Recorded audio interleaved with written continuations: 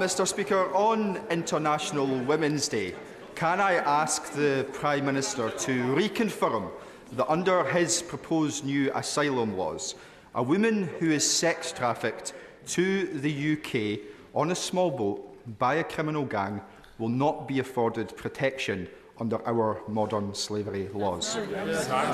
Mr. Speaker, it's precisely because we want to target our compassion and our resources on the world's most vulnerable people that we must get a grip of this system and break. Can I just say to the SNP, it's quite right the questions are asked, but I also want to hear the answers. Shouting from up there is not helping anybody. Prime Minister. Mr. Speaker, as I said, it's precisely because we want to target our resources and our compassion on the world's most vulnerable people that we need to get a grip of this system, make sure that we have control over our borders, make sure our system and resources are not overwhelmed so that we can help the people most in need. There is nothing fair, there is nothing compassionate about sustaining a system where, as we saw recently, people are dying on these crossings. That is not right, and our plans will stop that from happening. Mr MacDonald, I don't need to hear you chunnering all the way through. You can be joining the others for a cup of tea. Come on, Stephen Flynn.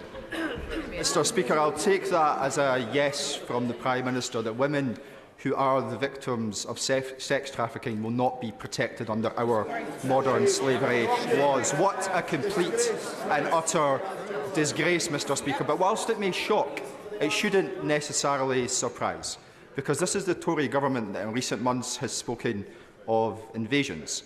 Just yesterday, this was the Tory government that said that 100 million people could be coming to these shores. And this is the Tory government that this morning said that number could in fact be billions. Complete and utter nonsense. So may I ask the Prime Minister, from whom are his government taking inspiration? Nigel Farage or Enoch Powell? Mr. Speaker. And what a load of nonsense, Mr. Speaker.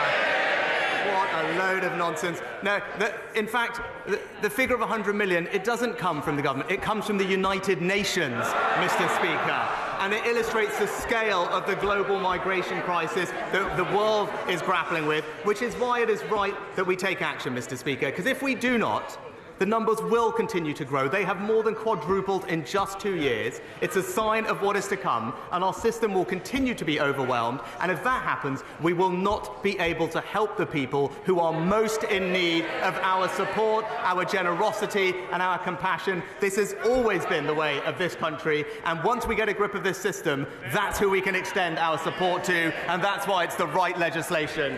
Lip down.